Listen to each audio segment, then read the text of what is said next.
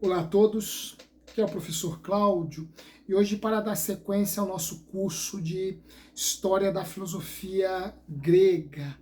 Em nosso último encontro nós falamos sobre alguns aspectos da vida de Anaximandro, de Mileto e expusemos aquilo que para este filósofo pré-socrático seria a causa de todas as coisas, a causa primeva, a causa universal, a origem de tudo. E já sabemos que para Anaximandro todas as coisas vieram de um princípio que ele, Anaximandro, vai definir como sendo o apeiron, palavra de origem grega que pode ser traduzida como o ilimitado ou o indeterminado. Essas duas traduções são possíveis. O apeiron, a origem de todas as coisas para Anaximandro de Mileto, é o ilimitado ou o indeterminado. Está aí a origem de todas as coisas. E ao afirmar que todas as coisas tiveram a sua origem num princípio que é indeterminado, Anaximandro já estabelece, já dá um passo além do seu professor e antecessor Tales de Mileto, porque ele atribui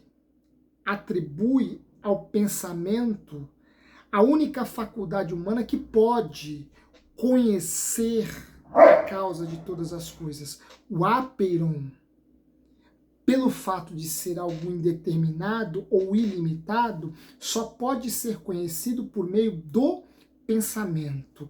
Então, diferentemente de Tales, que vai partir do pressuposto de que todas as coisas tiveram a sua origem na água, portanto, um princípio natural, um princípio tangível, um princípio que está aí. Eu posso ver a água, eu posso tocar na água, eu posso ouvir o som da água. Portanto, para Tales, a causa de todas as coisas, a água ainda pode ser conhecida pelos sentidos. Anaximandro dá um passo além de Tales de Mileto, porque vai identificar a causa universal, a causa primeva, como um princípio, como uma origem que só pode ser conhecida por meio do pensamento, o ilimitado, pela simples razão de que não pode ser determinado, só pode ser conhecido pelo pensamento. Nós chegamos até este ponto. Agora nós veremos alguns desdobramentos da filosofia de Anaximandro que decorrem deste ilimitado. Veremos isto nesta ocasião. Portanto, continuaremos na companhia de Anaximandro de Mileto. Este ainda é o nosso companheiro de viagem e acrescentaremos algumas outras ideias, alguns outros conceitos acerca da filosofia desse pré-socrático. Mas antes eu quero te convidar para se inscrever em nosso canal, se é que já não o fez, a nos ajudar a divulgar este espaço, a compartilhar este espaço com outras tantas pessoas. Este espaço é um espaço por meio do qual nós divulgamos conhecimento. Nós sabemos da importância do conhecimento e eu peço a tua ajuda para que coopere conosco, compartilhando esse espaço, indicando esse espaço de divulgação de conhecimento filosófico, científico, literário.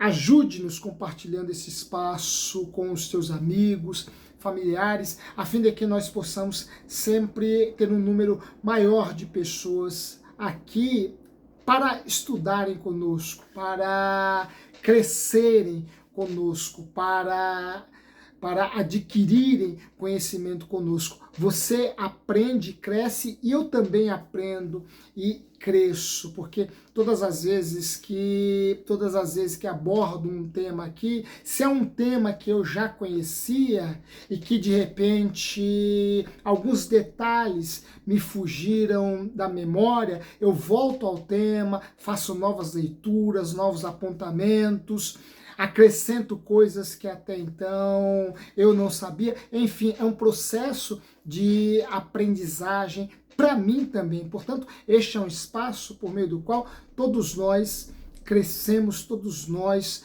construímos conhecimento. Portanto, nos ajude a divulgar este espaço a fim de que nós possamos angariar cada vez mais um número maior de pessoas interessadas, desejosas em aprender. Aprender é uma das maiores alegrias que o ser humano pode experimentar. Nos ajude a possibilitar esta alegria a outras tantas pessoas. Bem, como eu já antecipei, para Anaximandro, a origem de todas as coisas é algo indeterminado, é algo ilimitado. E no seio deste indeterminado, deste ilimitado, no ápeiron, vivem, ou melhor dizendo, existem movimentos turbilionares que de algum modo vão dando origem, e Anaximandro não desce às minúcias para nos explicar como este movimento dá origem aos primeiros elementos determinados, né? E mais ainda, nós já vimos, nós já antecipamos no nosso primeiro encontro que atribuímos a Anaximandro um livro, é atribuído a Anaximandro um livro sobre a natureza, por meio do qual ele certamente explicou com um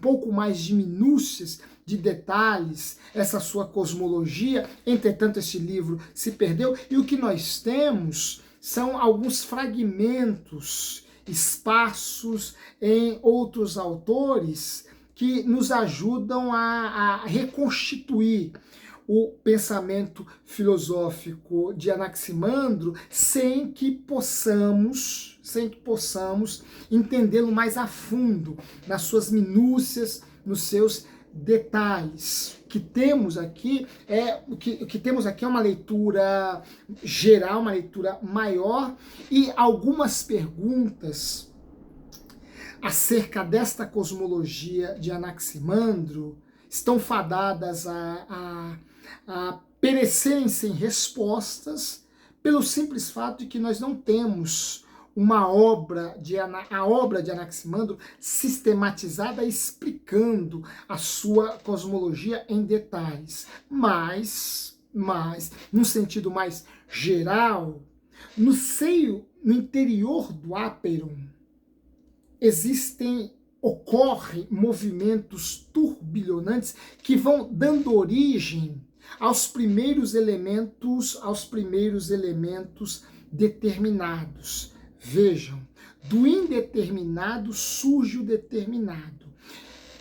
O princípio é indeterminado. Entretanto, no seio deste indeterminado, deste ilimitado, vão surgindo elementos determinados. E quais seriam esses elementos fundamentais que vão entrar na origem de todas as coisas, na origem da natureza, na origem da physis, na origem do mundo, na origem do cosmos?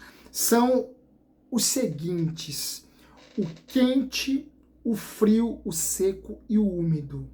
Existem quatro poderíamos, a expressão, o termo melhor seriam qualidades. Existem 4 qualidades fundamentais que estão no interior do ápeiron, que surgem por meio deste movimento turbilhonante, e que vai resultar na separação destes elementos, dando origem ao mundo físico, dessas qualidades, dessas características fundamentais. E quais são as qualidades fundamentais? São justamente essas: o quente, o frio, o seco e o úmido. E por que essas qualidades são fundamentais?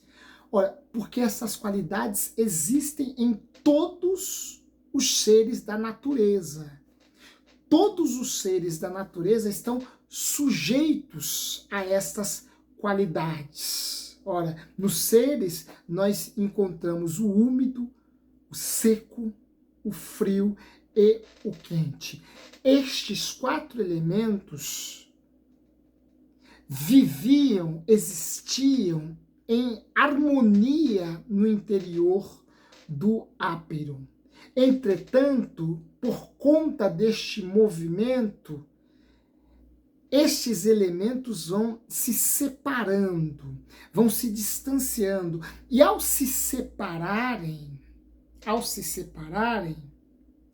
eles simplesmente vão dando forma e origem à natureza.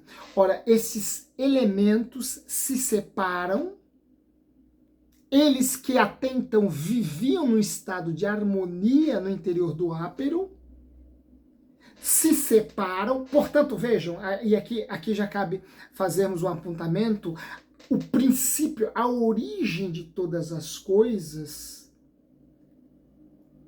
parte de um processo de separação, de um processo de ruptura. E este processo de ruptura vai ser interpretado por Anaximandro a partir de uma expressão um pouco mais forte, um pouco mais... Ora, Anaximandro vai entender este processo de separação como sendo um processo extremamente conflituoso. Na verdade, uma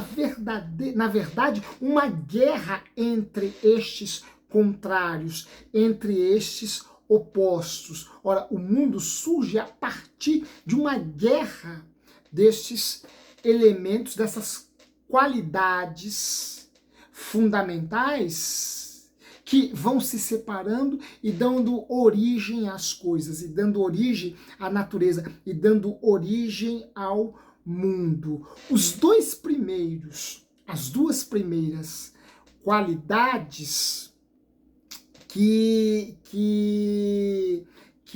se separam e estão na origem, no primeiro movimento de origem de todas as coisas, são o úmido e o quente.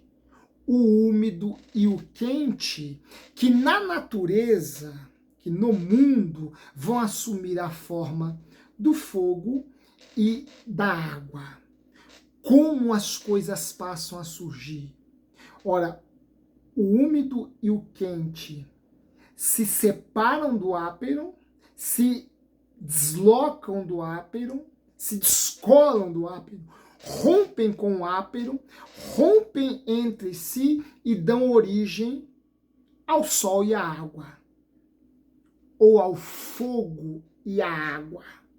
Ora, o fogo que assume a forma do sol, com a sua luz e o seu calor, age sobre a água, esta se evapora, e a partir da evaporação da água surgem os primeiros seres. Portanto, os primeiros seres surgem a partir destes 2 princípios, destes 2 elementos: o fogo ou o quente, a água ou o úmido. A água ou o úmido. E por que Anaximandro entende esses dois elementos a água e o fogo, ou essas duas qualidades primordiais, o quente e o úmido, como sendo os elementos primordiais, os que estão no primeiro movimento da origem de todas as coisas. Porque os corpos, sejam eles os corpos dos homens ou os corpos dos animais, são fundamentalmente constituídos de princípios quentes e úmidos. Ora, a nossa temperatura, nosso corpo é quente. E o nosso sangue, que é imprescindível à nossa vida e à vida dos demais animais, é um elemento úmido. É um elemento líquido. Portanto, nestes dois elementos, o quente e o úmido, nessas duas qualidades, o quente e o úmido, manifestadas por meio do sol e da água, essas duas qualidades, estes dois elementos estão na base da origem de todas as coisas. Depois, os demais seres vão aprendendo a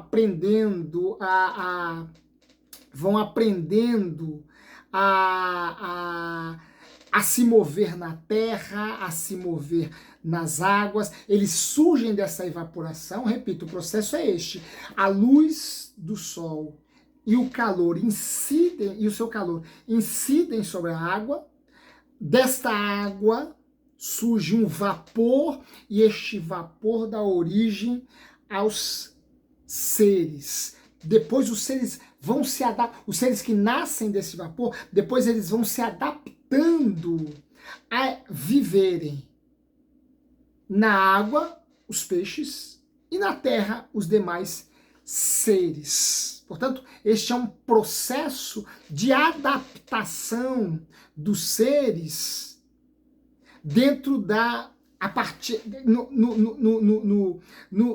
seio, aliás, no seio não, mas nesse plano, neste contexto em que os espaços naturais se tornam fundamentalmente os espaços aquosos e o espaço terrestre, porque a Terra é constituída, o mundo é constituído de terra e água. Esses são os espaços, os dois espaços naturais nos quais os seres, em sua grande maioria, estão contidos. E mesmo os pássaros que voam ainda estão extremamente ligados à terra, porque eles dependem da terra para a sua sobrevivência. O seu alimento está na terra. Eles estão vinculados à terra por uma questão de sobrevivência. Portanto, tudo surge a partir desta evaporação resultante da luz e do calor do sol incidindo sobre a água, e com o passar do tempo, com o passar do tempo, os seres vão se adaptando a estes espaços, os seres vão se adaptando à terra, vão se adaptando às águas. É por meio deste processo que Anaximandro explica a origem de todas as coisas. Agora, vejam, esta origem, em última instância, o mundo, em última instância, será entendido, interpretado por Anaximandro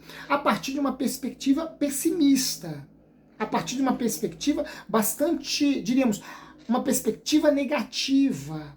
Haja vista que toda a Terra, todo o cosmos, surgem a partir deste processo que eu já falei, que é o processo de separação. Portanto, portanto, o mundo tal qual ele é, só é por conta de um princípio injusto, por conta de um início injusto. E é esse termo que Anaximandro utiliza. E por que este movimento que dá origem às coisas é interpretado por Anaximandro como sendo um movimento injusto e que, portanto, fere a justiça? Porque ele se dá por meio de um conflito, por meio de uma desarmonia, por meio de uma ruptura, por meio de uma separação. Se não fosse esta separação, se não fosse a ruptura das qualidades fundamentais, se descolando do interior do áperon e se distanciando entre si, todas as coisas, ou tudo, permaneceria num estado de plena justiça, de plena paz, de plena harmonia. E Anaximandro sustenta este seu argumento partindo do princípio de que o mundo é um grande palco de conflitos. O mundo é um grande cenário de conflitos. Ora, nós vemos o conflito entre os elementos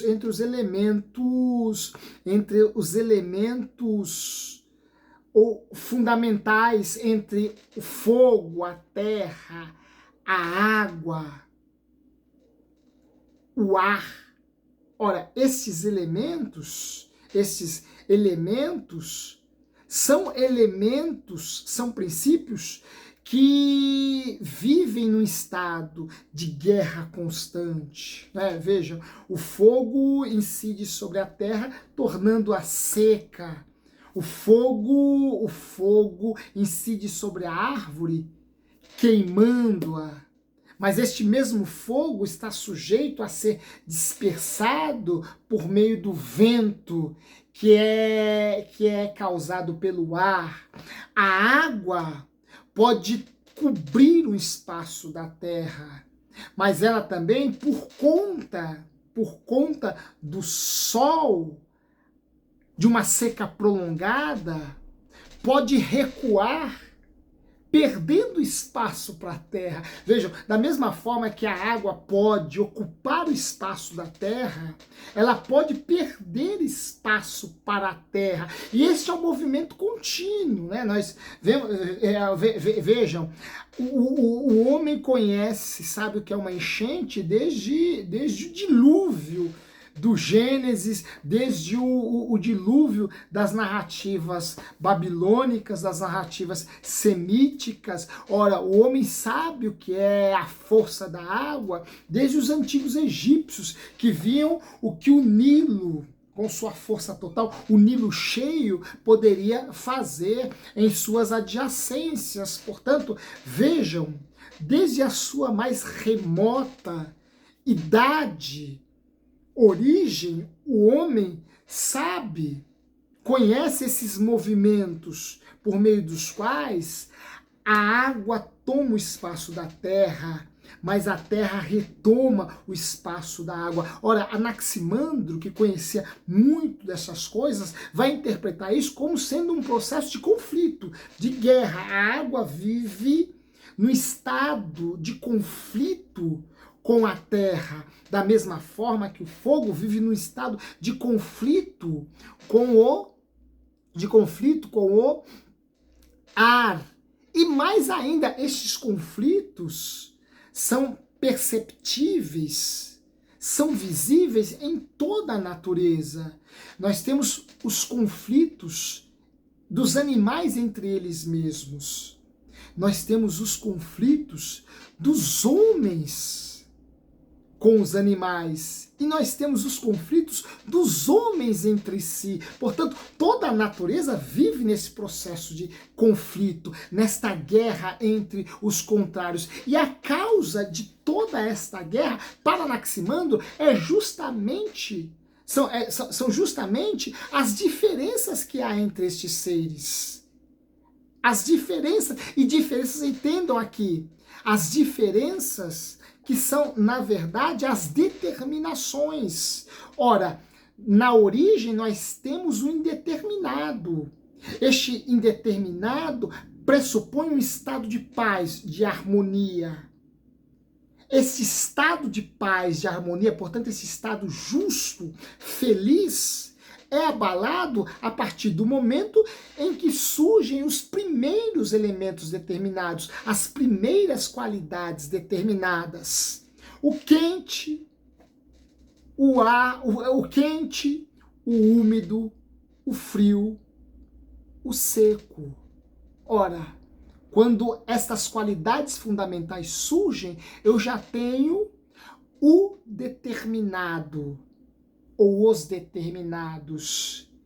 E por ter os determinados, eu tenho as diferenças. E as diferenças são a base dos conflitos para Anaximandro. Vejam, Anaximandro está partindo de uma cosmologia, de uma filosofia que, embora pareça ser bastante abstrata, contemplativa, ela tem fundamentos em nossa experiência existencial, em nossas experiências humanas, em nossas experiências relacionais, em nossas experiências sociais. Por quê? Porque Anaximandro vê nas diferenças a base para todos os nossos conflitos. E como refutá-lo, e como negá-lo, e como afirmar que ele estava equivocado. Olha, por mais que hoje nós possamos superar,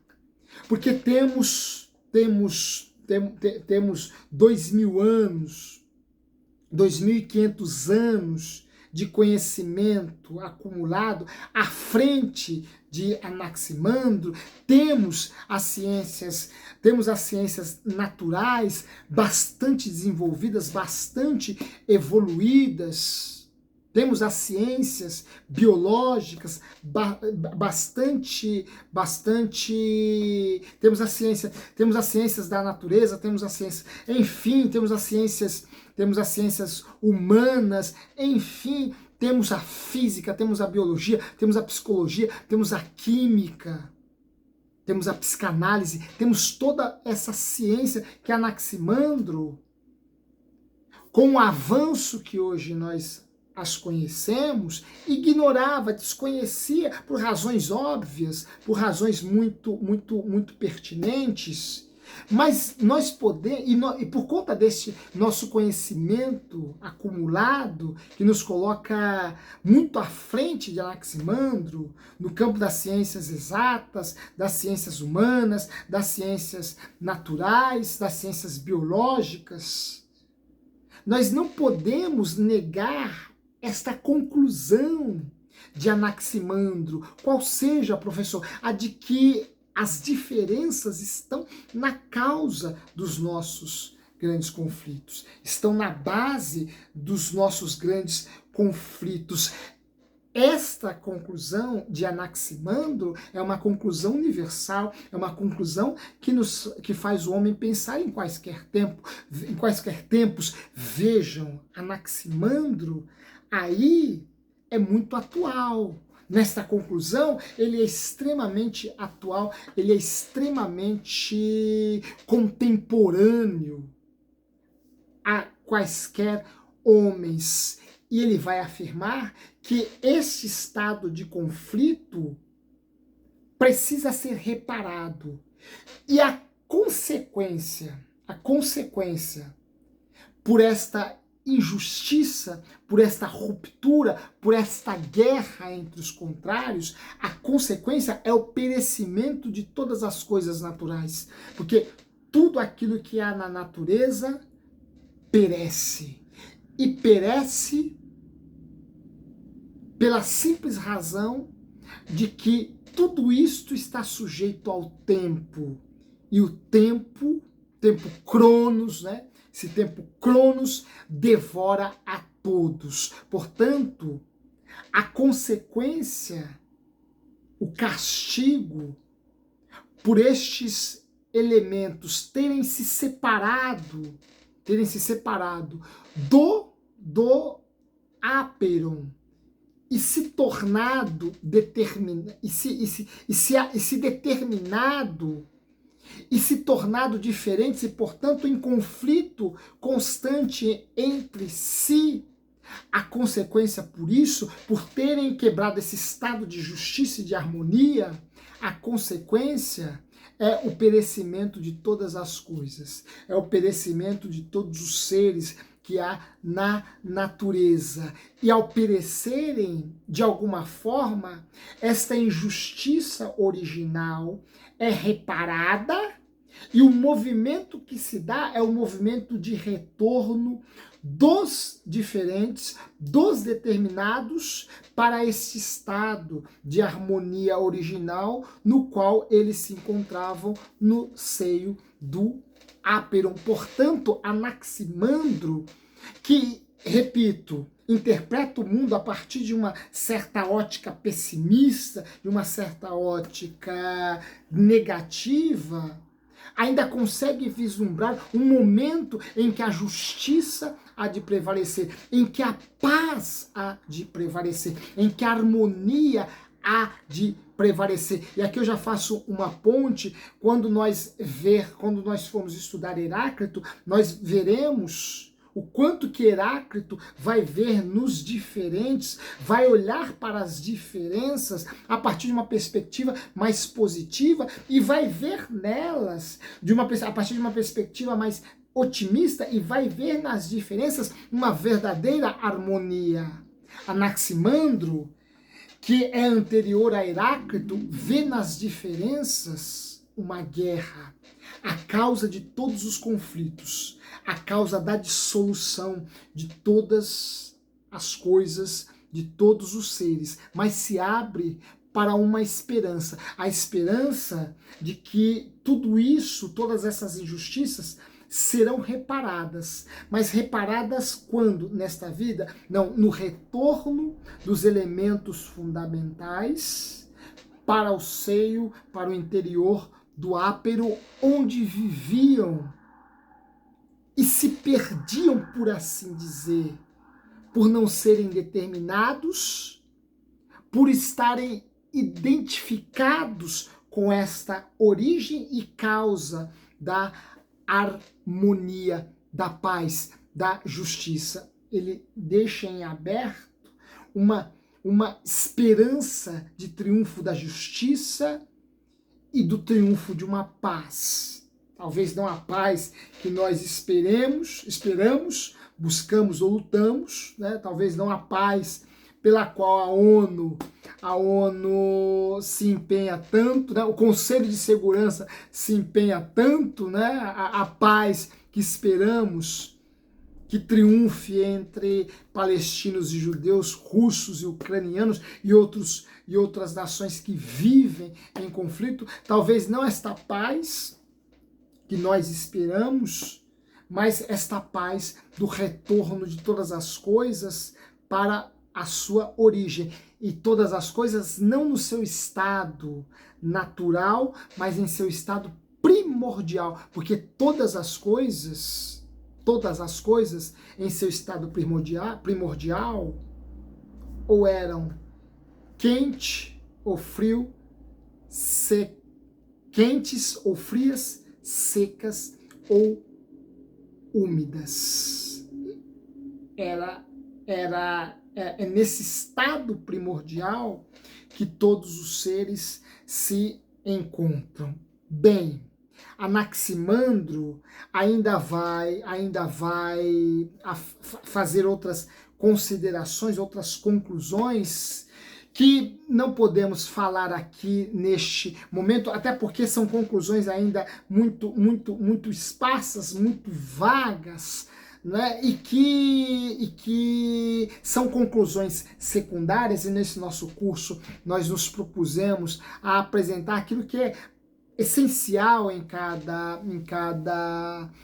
filósofo, aquilo que é mais, aquilo que é fundamental, aquilo que é mais ao nosso ver, né, mais relevante. Não falaremos desses outros aspectos, mas uma conclusão de Anaximandro, eu julgo interessante aqui colocar, a de que um argumento, uma ideia de Anaximandro, a de que existem outros mundos. Para Anaximandro, existem outros mundos. Agora, qual a forma destes mundos? Nós não sabemos. Podem ser mundos como o nosso, mundo físico.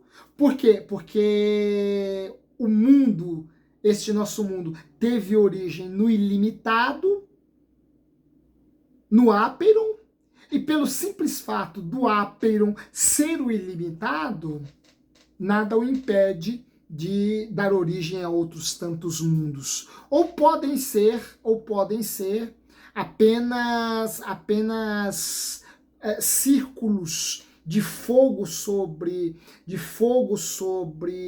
envolvendo o ar, que resultam deste movimento constante, turbilionar, que ocorre no interior do Áperon e que dá origem a todas as coisas, tais quais nós as vemos surgirem todos os dias, a todo momento. Mas esta ideia, a ideia de que há ou existem outros mundos, é uma ideia que faz de Anaximandro um pensador extremamente contemporâneo, né?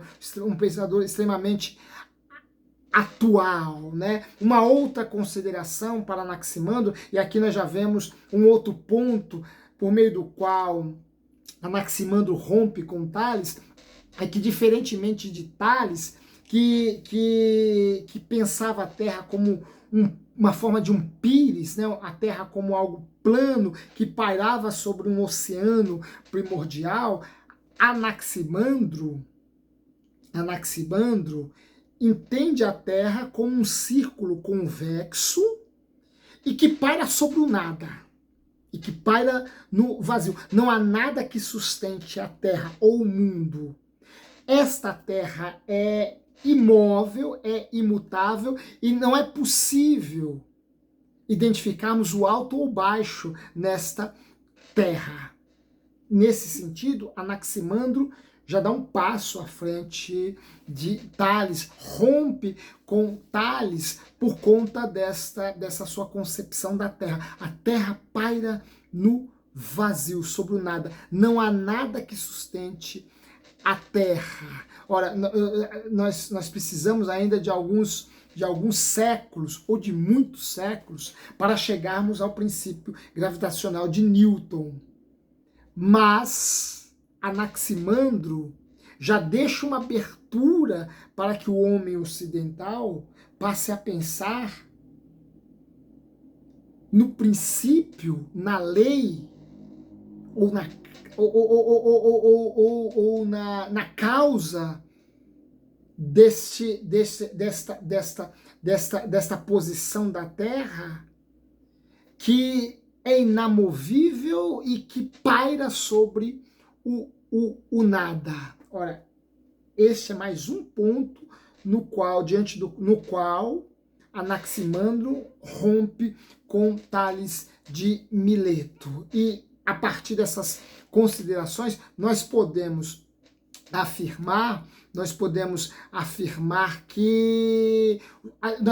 concluir que, em relação a Tales, Anaximandro nos coloca diante de três ideias novas, de três argumentos, de três considerações novas. A primeira já vimos. A causa, para Anaximandro, é um objeto do pensamento e não dos sentidos.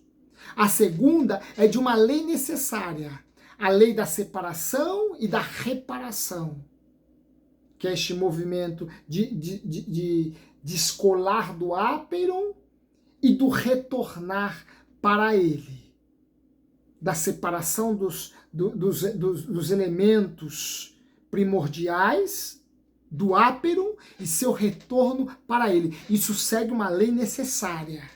Isso segue um princípio necessário. E a terceira conclusão é que todas as coisas estão no constante devir, e a causa deste constante devir é o tempo. Todas as coisas estão sujeitas ao tempo e por isso elas estão num constante devir. Estas três conclusões, essas três afirmações, essas três ideias nos ajudam a estabelecer uma distância já bastante considerável entre o pensamento de Tales de Mileto e o pensamento de Anaximandro. Veremos em nosso encontro o que Anaxímenes tem a nos oferecer, ou o que Anaxímenes vai colocar, vai acrescentar a esta discussão. Mas isso veremos apenas em nossos próximos encontros. Até lá, espero encontrá-los aqui novamente. Um forte abraço a todos e se gostaram desta reflexão, não se esqueçam de deixar o seu joinha e o seu like, e em breve nós nos veremos para uma outra aula neste nosso curso de História da Filosofia Grega. Um forte abraço e até lá.